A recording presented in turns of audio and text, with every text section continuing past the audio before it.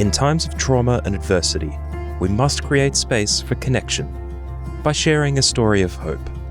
Welcome to Stories of Hope Worldwide, hosted by Kerry Atherton. This podcast shares inspiring stories of individuals who have faced significant challenges and emerged stronger, offering hope and resilience to listeners all over the world. Join Kerry, the founder of Stories of Hope, every week to hear these remarkable journeys and find strength to overcome your adversity. Now, let's listen in to this week's conversation.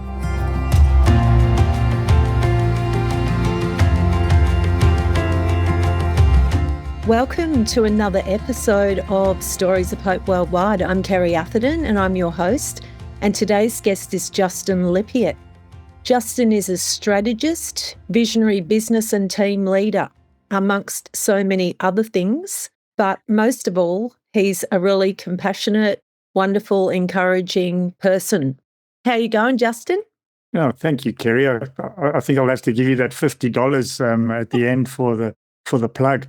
You said it better than anybody else, I think. Well, look, I wanted to add that because we're going to talk about your wonderful book that you've just written, The Measure of Significance. But when I was looking at some of the work that you've done, something that came to my mind was a question that I ask people these days when I meet them. And in the business world, it's very much always been, oh, hi, I'm so-and-so, what do you do?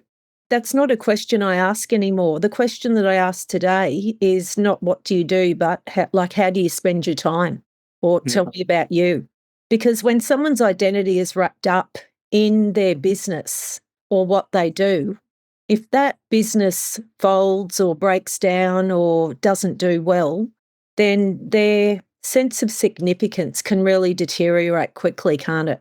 Yeah, absolutely. And that's why I added after I said what you do, who you were. Thank you. And you also do the boardroom sober. And I love that, but that's another part of the story. There's so many elements to your story, Justin. And when we were talking about what we were going to talk about today, there's so many stories within the story, but the thing that you really wanted to get across today was how to help people find hope in the business world. Yeah, absolutely. Yeah. So your career has spanned many years, continents, and so many different professions. I don't think I've ever met anyone that's been involved in such a vast array of different organisations and meeting different people ever. Can you just tell us how vast is that change today from when you first started out? Yeah, I mean, it's interesting because I spent the first 9 years of my career in retail management. And that's after I finished the army primarily in 1989. But I think that the thing for me was that retail was very safe, and it was a very safe space even for an alcoholic, because it didn't, the expectation for me was just to do my job and to do my job well. And, that was kind of all I really needed to do at the time. I was in survive mode rather than thrive mode. And over time, I had all kinds of aspirations and dreams and that kind of thing, but I just never could fulfill any of that because I was so, on one level, broken, but on another level, I was almost self-sabotaging through alcohol and by being an alcoholic. So I could never kind of progress anywhere because, for one, my short-term memory had gone from alcohol and having the blackouts. Two, I was very, very good at engaging with people. But, the alcoholism stunted my development beyond just the face-to-face in a store. I couldn't really pull it together anywhere else. So having started in retail, then ended up in banking. And it was when I was just before I went it was in the transition from retail to banking that I'd given up drinking. And it was really tough on April the 1st, by the way. April Fool's Day, I always say. Wow. And what year was that? That was a long time. That was 1998. Yeah. Yeah. Congratulations. Thank you. And I remember going to this job interview at the bank, and I remember saying to the manager, who eventually would become my manager, I said to him, look, there's a few things I just got to tell you up front in the spirit of full disclosure. I said, I'm an alcoholic. And he sort of looked at me like that. And I said, so I can't attend functions. I can't go to parties. All this. I'm happy to be the designated driver, Yeah. but I can't get involved. I said, the second thing I need to tell you, because of my alcoholism, I have 2 judgments against me in the courts for non-payment of account. And I have 11 black marks against me because of non-payment of account. And in fact, it was this specific bank that repossessed my car 3 months ago. So basically, he said, look, there's no guarantee you're going to get a job, but you seem like a heck of a nice guy. You seem like you've got your act together. How long have you not been drinking? And I said, 2 years. He said, look, I'll do what I can to give you a second chance. And so he did, which was so great. But the amazing thing was that what it taught me was that my alcoholism just became not part of my job description, not part of my interview process, but it was something that I was never ashamed of. People often talk about this stigma, about how I would carry the stigma of alcoholism into all the industries that I work in, from banking, education, not-for-profits, manufacturing, whatever that may be, the stigma of alcoholism. And I've always said it's never been a stigma to me. And I believe that to kind of be the same with you too, Kerry. It's not a badge of honor, but it's a healed scar that we can show. Like, we've been there, we've done that. Oh, yeah. And 100%. And that's something that we really have in common, long-term sobriety and doing life on life's terms and doing business on those terms as well. And Yeah, you really absolutely. touched on it because it's so much of the culture, isn't it, in the business world, alcohol and drugs now. Yeah, yeah, And it's just almost like it's an expectation out there that you just have to do that to become successful and to be part of the crew and the crowd and to climb that ladder. yeah, And it's kind of a bit of a bugbear for me that there is that expectation, that unmet expectation. And at every single event that we turn up to on the Sunshine Coast, the first thing that's shoved into your hand is a glass of champagne. Mm. Now, for someone like us that doesn't drink, if we did carry that stigma, that can be very socially isolating for us. Yeah, absolutely. And keep people away from business events because of the fear of saying no, not fitting in, stumbling. Yeah.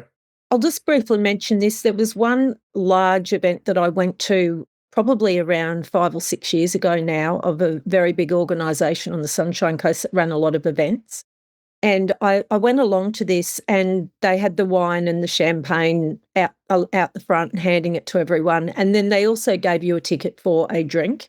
And I went up to the bar in the actual function room and asked for my non-alcoholic drink. And he said, oh, I'm sorry, we don't have them in here. If you want your non-alcoholic drink, you have to go out into the restaurant's main bar.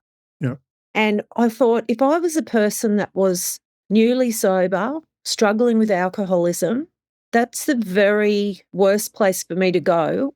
Yeah. To be Absolutely. isolated from the crowd, everyone see me walking out, going down to a bar just to get my non-alcoholic drink.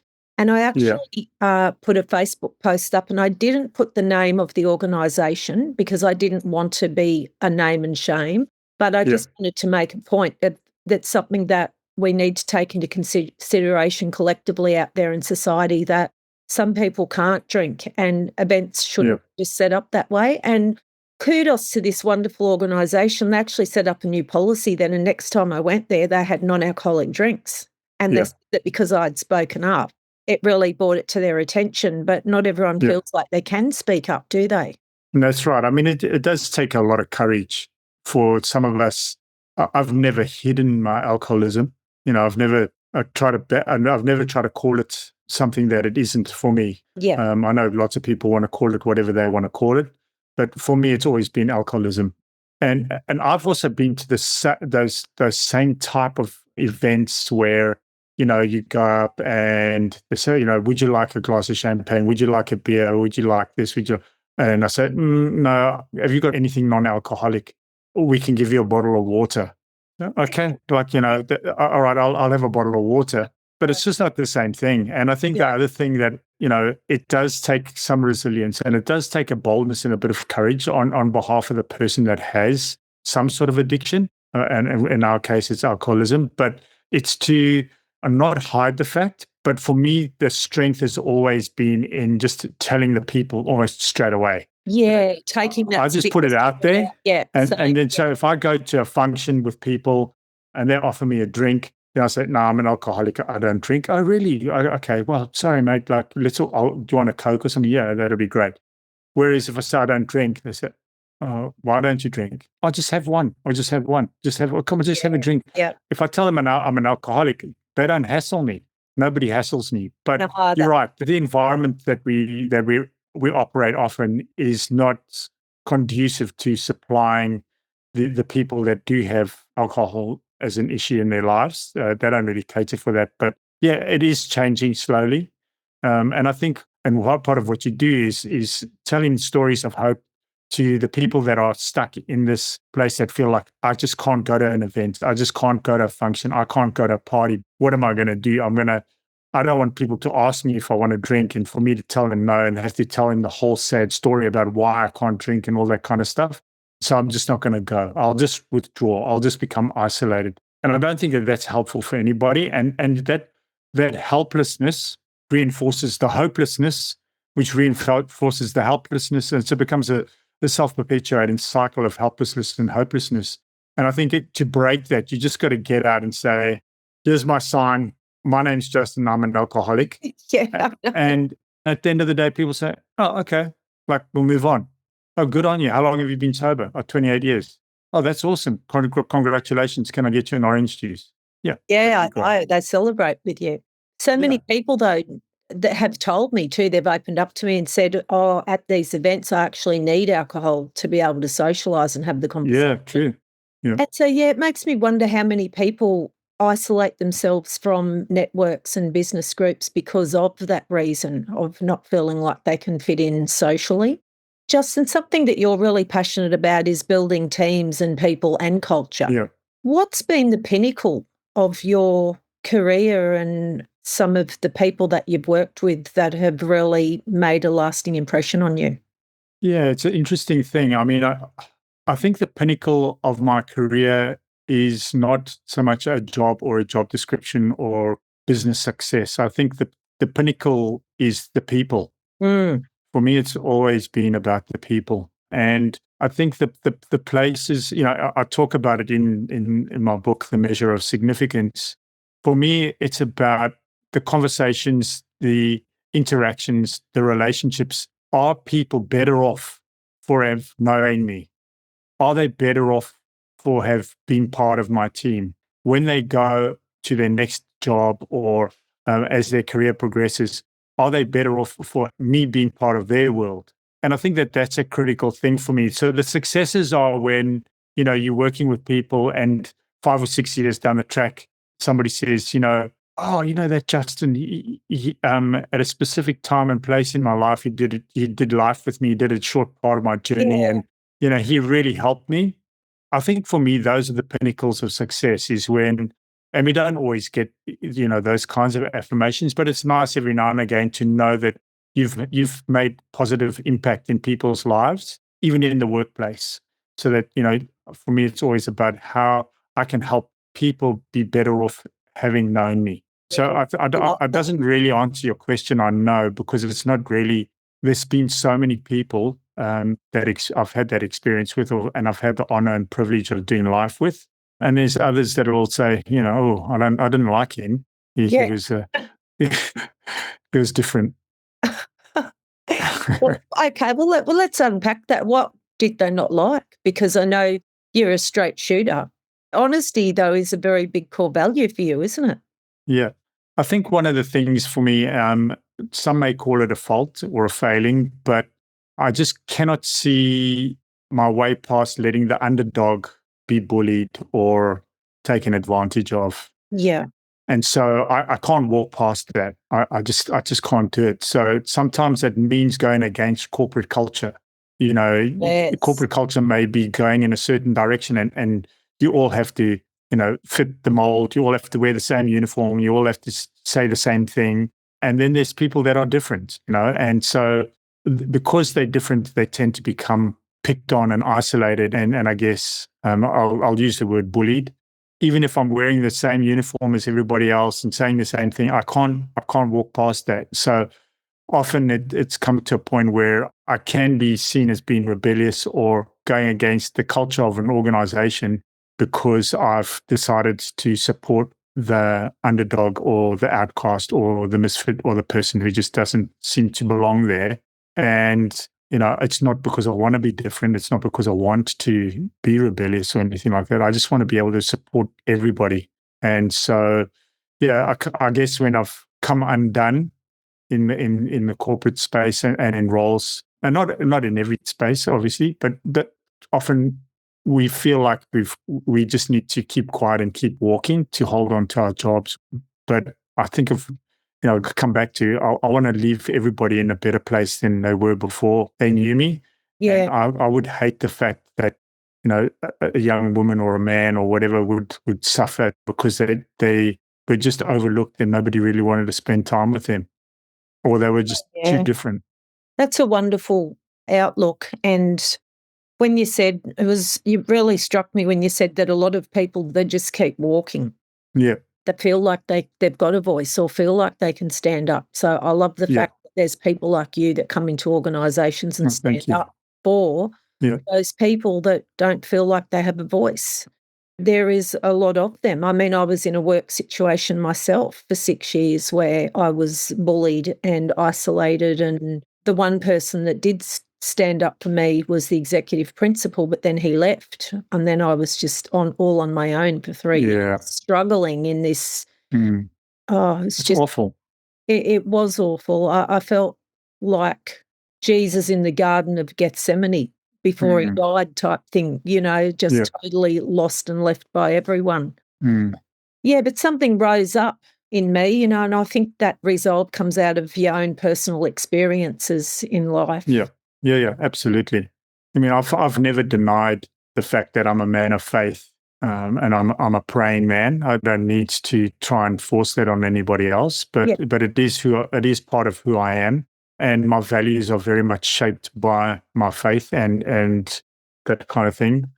I would hope that my interactions with other people would demonstrate those values and those underpinnings and those foundations of my faith. I think one of the key things to kind of remember is we should always, I'm such an advocate and a supporter for kindness. It costs nothing, and it doesn't cost us anything to be kind at all. I'll give you an example, right? So, not many people know that I had a heart attack a month ago. Right. I mean, not even I knew that.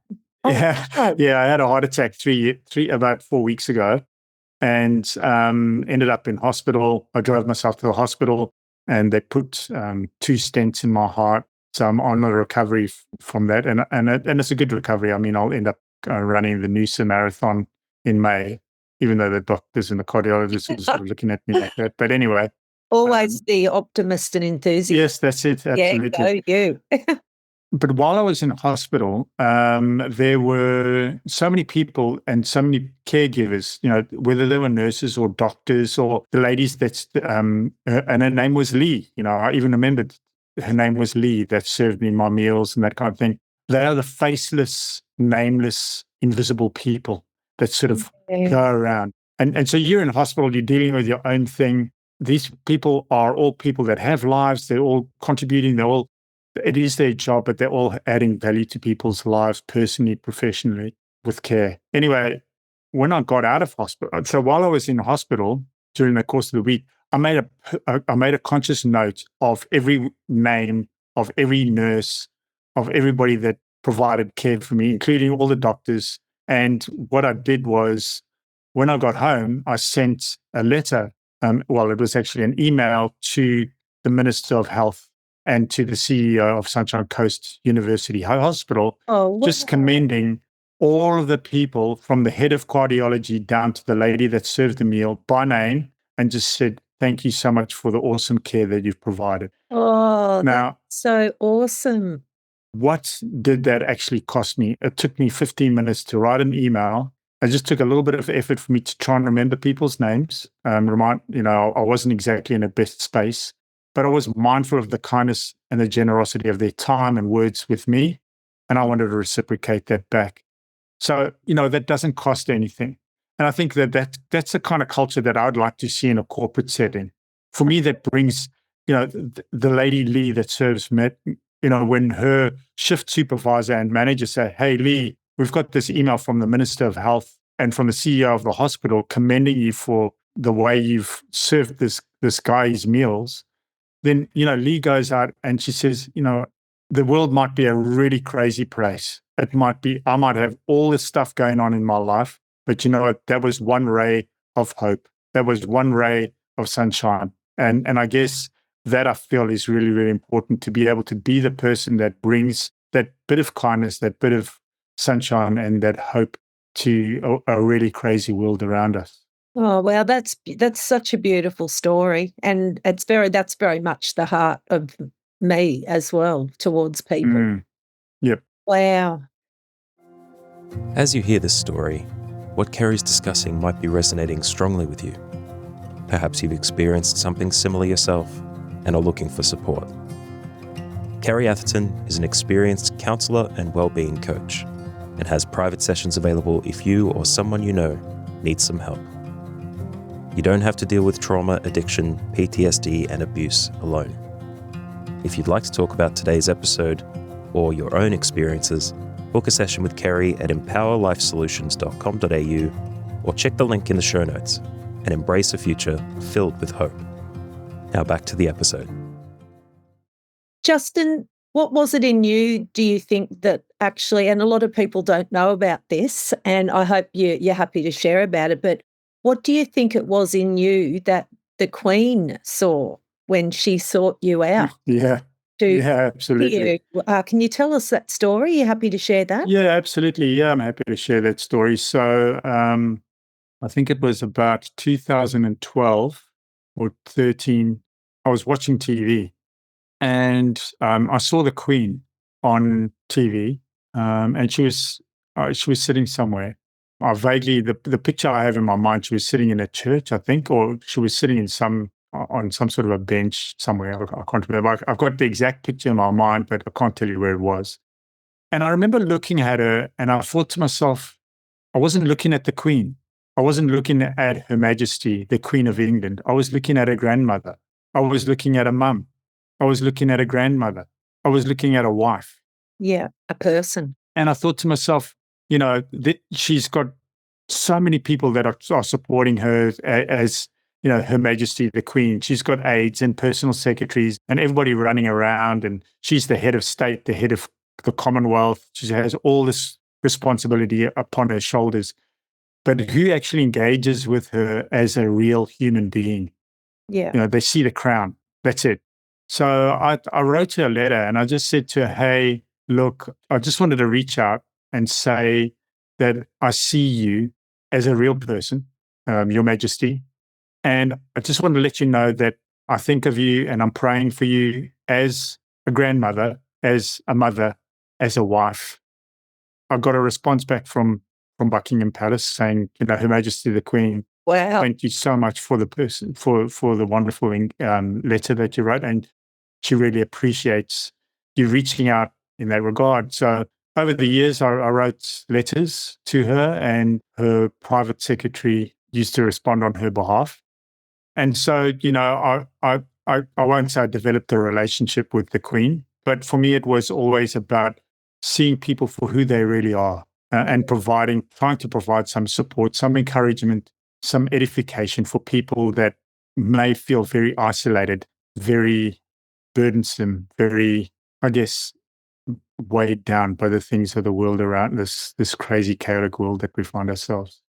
Yeah, leadership can be an extremely lonely place. Yeah. Can't it? And this interview's kind of going in a lot of different directions, but I think we're just covering a lot of different things that are hot topics for people at the moment in the business world and in the world itself, where so much uncertainty is facing everybody every single morning when they wake up. A lot of people have expressed to me that they're scared. It's kind of a fear like people haven't known before.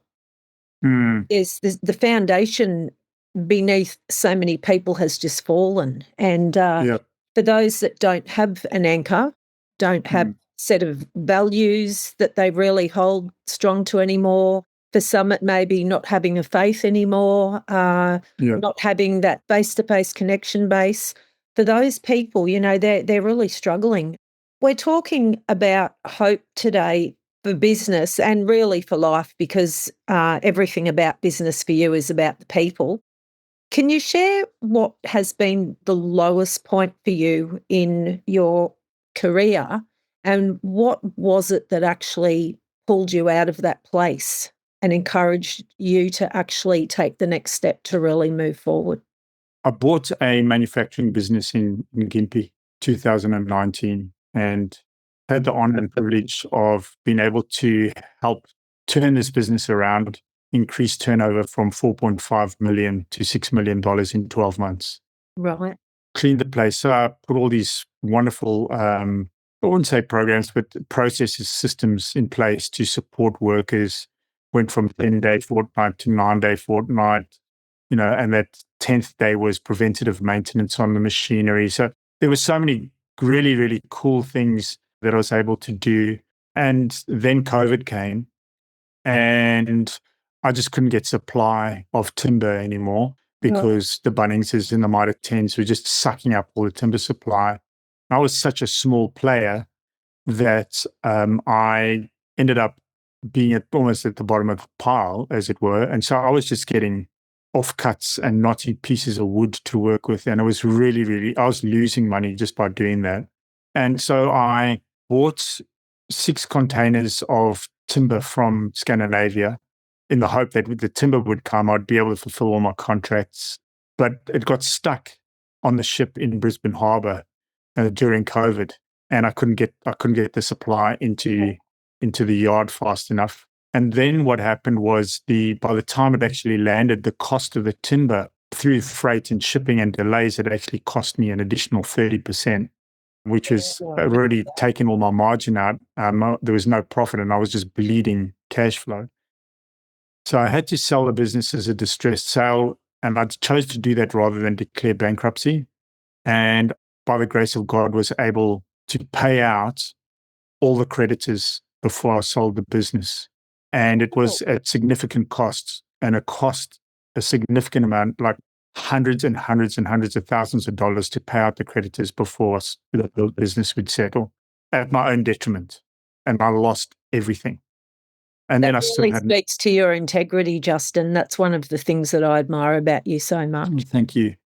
So, I lost everything. And as things just got worse and worse and worse and worse, my wife, Barbara, and I ended up living, because we lost everything. I didn't even have enough money to buy a cup of coffee or pay the rent or anything like that. Barbara, my wife, and I ended up sleeping in almost the basement of a friend's house here on the Sunshine Coast because we had nowhere else to go. Wow. And I think that was an absolute one of the low points of my life, suffering from depression, suicide thoughts, no escape, no hope, nowhere, and as I said, I'm a faith person, but I was literally clinging on to the hem of Jesus' garment with my fingernails at that stage, because that's all I had. And somehow, somewhere, a little door opened here, a little door opened there, and the lights, there was just these little pinpricks of light that shone into a very dark place of my life. This was in 2023. And you're almost ashamed to say that, suicide was a thought. I thought about it. Like, how do I get out of this? How do we move forward? I can't see any way forward. It's just that glimmer of hope, and the people around me that kept reinforcing that hope. And I think that you do that through kindness, through authenticity. And it's through that those things that actually gave me the things to hold on to. As I said, my faith too. And so, I'm in a different space altogether now. But yeah, very, very, very dark time. And sometimes bad things happen to good people, right? We just don't understand why. And I stop, and to just a bit of guidance and advice here. Don't ask why. Yeah. If you ask why, it's a no good place to go, because we will never know sometimes how, or not, we will never know why things happen, bad things happen to good people. We can make assumptions, of course. But I think what we can do is we can cling to hope, and we can offer people hope in those circumstances. We may be the people that put our arm around their shoulder or hold their hand when somebody's passed away, for example. We're not sitting there giving them long diatribes or poems or trying to give them all these words. All we do is we sit there, hold their hand, put our arm around their shoulder. That's what they appreciate. So sometimes we've just got to figure out how to bring hope, love, and sincerity and authenticity into a place where people are hurting. And in business, it could be any place. You could be at work. People say, I don't want to look like I'm soft or anything like that. But just a couple of months ago, I was in a tough business situation in a company. And I just leaned across the table during this board meeting, and I just said to her, "Hey, look at me." And so she looked at me and in my kind of Justin way. I said, "I see you. I see you." And she just teared up and she said, "Thank you." She just mouthed, "Thank you." Cost me nothing. But in that space, she just wanted to be seen, I guess. Anyway, I'm rambling a bit. No, it's such a great message. It's so true. There'll be many, many business leaders, CEOs, listening to this particular episode who are struggling alone and in silence. Yeah. And the fear of losing their reputation is massive to open up and go, "Hey, I'm actually struggling." And I've had quite a few talk to me personally when I've spoken at an event or held an event. I've had CEOs come along to my events and sit in the back row and then come up later and confide in me that they have a child that's a drug addict. Yeah. And if anyone ever found out, they don't know what they do and they feel so isolated. Yeah, that's right. Or like we kind of started out talking about at the beginning, their business has burnt to the ground and they can't see a way out or a way back.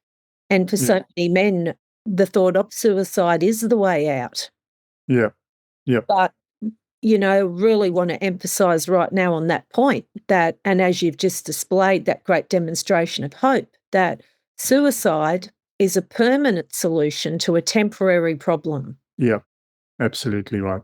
And this too shall pass. It's one of the sayings we hear in the 12-step rooms, that situations, no matter how dark they might seem, will always pass.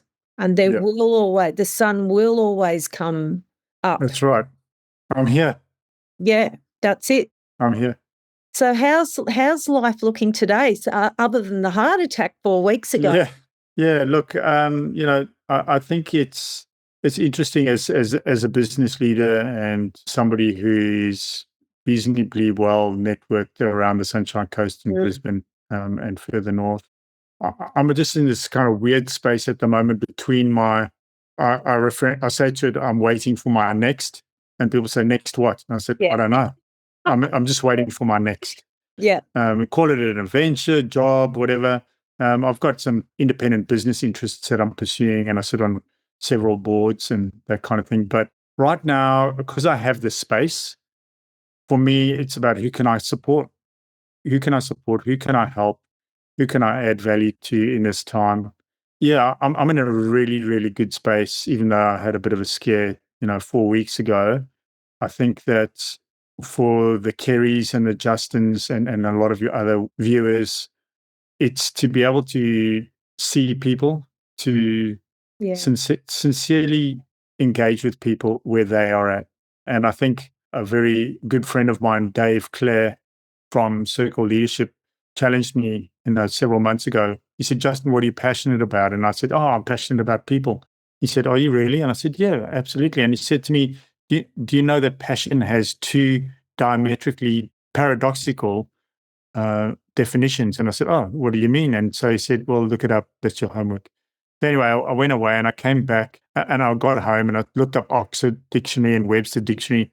And passion has two meanings, two definitions, and they are absolutely true. And they both exist at the same time. One is to love. So passion, I'm passionate about people, is I love people. The other opposite seemingly opposite definition of passion is to suffer. If you're passionate about something, you actually are prepared to suffer for it. And so for me, when people say I'm passionate about people, I'm saying, do you love people so much that you're willing to suffer for them? And if the answer is no, then they're not passionate about people. And so for me, my aspiration in life is to be a passionate person, somebody who is passionate about people. And it is a day-by-day thing. We're not always as courageous and as heroic as you'd like to make out, but I love people and I'm passionate about people. So inspiring. And I totally get that. I say I'm a people person, and connection. You are. Yeah, I love people. When people's hearts ache, mine does too. I've got great boundaries. That's something we haven't really talked about today, because it's something that's been coming up a lot lately. A lot of people talking to me about the fact that they're finding it so hard to instill boundaries or healthy boundaries in their life. So thank goodness that I've learnt the art of how to do that. Yeah, that's right. And create that separation there. And to have the courageous conversations when they're necessary, right? Like, just because you love people doesn't mean that there's no element of instruction or discipline, or there's no environment to provide correction or advice or guidance around change.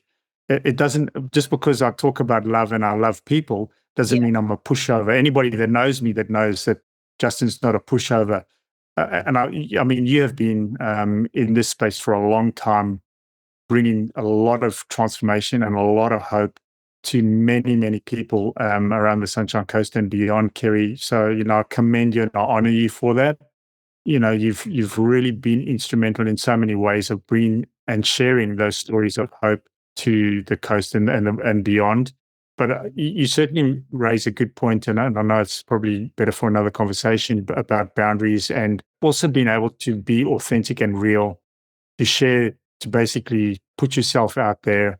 I always say that my scars are a roadmap to my past, not a highway to my future. Yeah, I love that. So, that's so great. Yeah. And so, the best way I can get through life, the best way I can help myself is to help others. And in business, sometimes you can't always do, it's not like your best friend or your close associates that you can have those kinds of relationship or conversations with.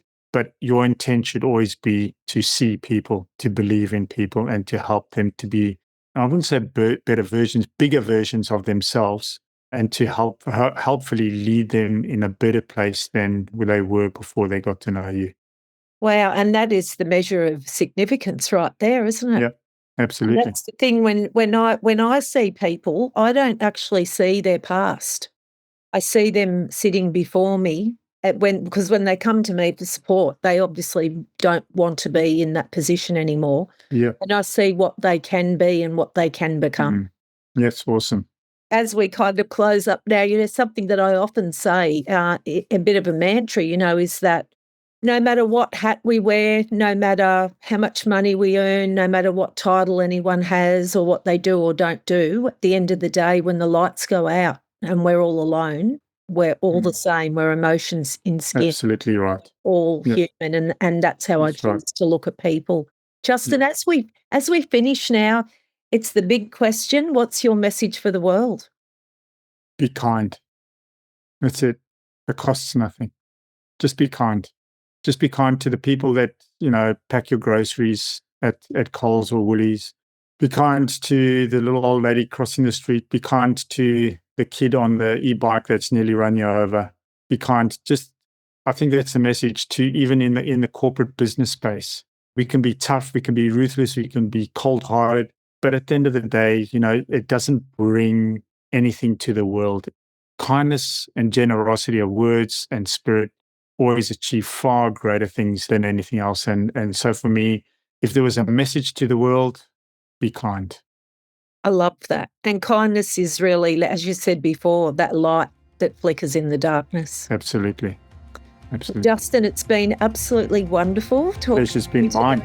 And I just know that people are going to gain so much inspiration and empowerment out of what you've shared with us today. And It's a real honour knowing you.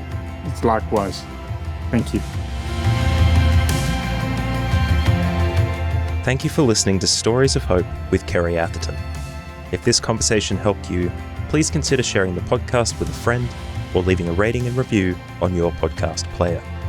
If you'd like to find out more about Kerry Atherton, head to storiesofhope.com.au, where you can purchase her books or find her next event. Check the show notes for links and information about our guest in this episode, and remember, you don't have to walk your path alone.